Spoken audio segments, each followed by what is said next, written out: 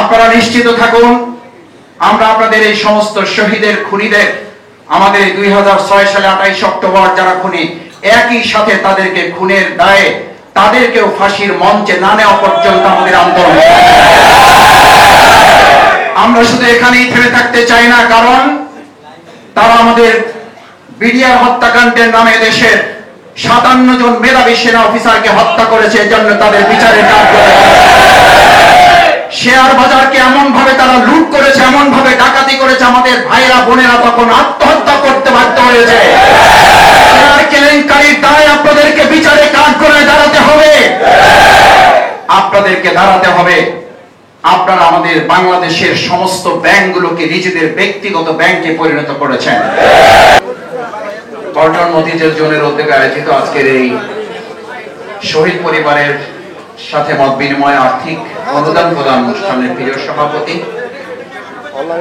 আমাদের শ্রদ্ধেয় advocate doctor Helal Uddin, শ্রদ্ধেয় প্রধান অতিথি কেন্দ্রীয় নির্বাহী পরিষদ সদস্য জননেতা জনাব নুরুল ইসলাম বুলবুল, মহানগরীর নেতৃবৃন্দ, আজকের এই প্রোগ্রামের সবচেয়ে বড় মধ্যমণি শহীদ পরিবারের সম্মানিত গর্বিত সদস্যবৃন্দ, আমাদের সম্মানিত সুধীমণ্ডলী, ভাই বন্ধুগণ, সাংবাদিক ভাইয়েরা, আসসালামু আলাইকুম ওয়া রাহমাতুল্লাহি ওয়া বারাকাতুহু।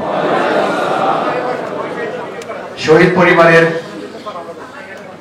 যে স্মৃতিগাথা আপনারা শুনেছেন, তাদের মর্মস্পর্শী যে বর্ণনা আপনারা শুনেছেন, আমরা আল্লাহ তাআলার কাছে দোয়া করি আল্লাহ তাআলা শহীদদেরকে জান্নাতুল ফেরদাউসের জন্য কবুল করুন। আমিন। পরিবারের সদস্যবৃন্দ যারা আছেন, আল্লাহ তাআলা তার দয়া, নিরাপত্তা, অনুগ্রহের চাদর দিয়ে দুনিয়ার সমস্ত বালা মুসিবত থেকে তাদেরকে হেফাজত করুন। আমিন। স্বামী, সন্তান, বাবা যারা হারিয়েছেন, আল্লাহ তাআলা গায়েবী মদদ দিয়ে তাদের প্রত্যেকের জন্য তিনি নিজেই যেন স্বয়ং অভিভাবক হয়ে যান, সেটার জন্য আল্লাহ তাআলা কবুল করুন। আমিন। সম্মানিত ভাই এবং বন্ধুগণ, আজকে আমাদের শহীদ পরিবারের সদস্যবৃন্দ যে কথা এখানে বলেছেন, তারা তাদের তিনটি কথা বলেছেন। তাদের সন্তান শহীদ হয়েছে দেশের জন্য। আমি শহীদ পরিবারকে আমাদের এই হাজারো ভাইদের সামনে রেখে বলতে চাই, আপনাদের সন্তান, আমাদের স্বামী, আপনাদের ভাই, আপনাদের পিতা জীবন বাজি রেখে এই দেশকে স্বাধীন করার জন্য আরেকবার নতুন করে যে জীবন দিয়েছে, তারা যে ফ্যাসিস্ট মহিলাকে তারা সরিয়েছে, তারপরে যে বাংলাদেশ, সেই বাংলাদেশ এখন থেকে আপনাদের। এই বাংলাদেশের মালিকানা এক মহিলা এবং এক পরিবারের কাছে জিম্মি ছিল। আপনাদের এরকম অসংখ্য শহীদের বিনিময়ে আজ এই বাংলাদেশের মালিকানা এখন থেকে আপনারা এবং এদেশের 18 কোটি জনগণের এই মালিকানা আমরা তাদের হাতে তুলে দিতে চাই। আপনারা জানেন যে আপনারা শহীদ হয়েছেন, আমরা শহীদ পরিবারের অংশ হিসাবে আপনাদের পাশে আমরা থাকতে চাই, গর্বিত পরিবারের সদস্য হিসাবে আমরা থাকতে চাই। কারণ আপনারাও জানেন, বাংলাদেশ জামাত ইসলামী, ইসলামী ছাত্র শিবির এই পল্টনেই 2006 সালের 28 অক্টোবর আমাদের ভাইদেরকেও পিটিয়ে তারা শহীদ করেছিল।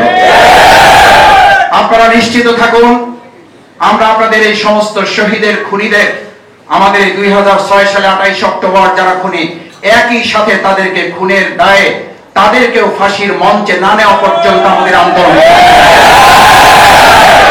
আমরা শুধু এখানেই থেমে থাকতে চাই না, কারণ তারা আমাদের বিডিআর হত্যাকাণ্ডের নামে দেশের 57 জন মেধাবী সেনা অফিসারকে হত্যা করেছে। এজন্য তাদের বিচারের কাজ করে। শেয়ার বাজারকে এমন ভাবে তারা লুট করেছে, এমন ভাবে ডাকাতি করেছে, আমাদের ভাইরা বোনেরা তখন আত্মহত্যা করতে বাধ্য হয়েছে। শেয়ার কেলেঙ্কারির দায় আপনাদেরকে বিচারে কাজ করে দাঁড়াতে হবে, আপনাদেরকে দাঁড়াতে হবে। আপনারা আমাদের বাংলাদেশের সমস্ত ব্যাংকগুলোকে নিজেদের ব্যক্তিগত ব্যাংকে পরিণত করেছেন। এই টাকা আপনাদের কাছে উদ্ধার না করা পর্যন্ত বাংলাদেশ জামাত ইসলামী, ইসলামী ছাত্র শিবির দেশের মানুষকে আন্দোলন চালিয়ে যাবে। আমরা আপনাদের সর্বশেষ যে কথাটি বলতে চাই, সম্মানিত ভাই এবং বন্ধুগণ, আমাদের এই প্রিয় মাতৃভূমি বাংলাদেশ, এই বাংলাদেশের রক্ত দিয়ে যারা আমাদের আর একটা নতুন স্বাধীনতা নিয়ে এসে আমাদেরকে আজকের নিঃশ্বাস নেওয়ার সুযোগ করে দিয়েছে, সেই সমস্ত রক্তের ঋণ শোধ করার জন্য, শহীদদের এই স্বপ্ন পূরণ করার জন্য আজকে যারা ঘাপটি মেরে বসে আছেন, সুবিধা ভোগ করার জন্য যারা বিভিন্ন জায়গায় আবার সেই আগের একই কায়দায় নতুন করে মানুষের উপর অত্যাচার, রাহাজানি, চাঁদাবাজি এবং মানুষের বিভিন্ন ভাবে দখলদারিত্ব করে কষ্ট দিচ্ছেন, একইভাবে ওই আগের সেই ফ্যাসিস্ট খুনি সরকারের দোষর হিসেবে চিহ্নিত হয়ে তারাও কিন্তু জনগণের প্রতিরোধের মুখে পড়বেন। কারণ বাংলাদেশ জামাত ইসলামী, ইসলামী ছাত্র শিবির মনে করে আমরা আমাদের নতুন স্বাধীন সুন্দর বাংলাদেশকে অর্থবহ করে গড়ে তোলার জন্য, আমাদের এই শহীদদের রক্তের ইতিবাচক বদলা নেওয়ার জন্য সম্মিলিতভাবে ঐক্যবদ্ধভাবে একটা জাতি বিনির্মাণ করে এগিয়ে যেতে পারলেই আজকে শহীদদের পরিবারের এই চোখের পানি এবং শহীদদের রক্তের ঋণ আমরা গ্রহণ করতে পারবো ইনশাআল্লাহ। সেই প্রত্যাশা ব্যক্ত করে সবাইকে ধন্যবাদ জানিয়ে আমার কথা শেষ করছি। আসসালামু আলাইকুম ওয়া রাহমাতুল্লাহ।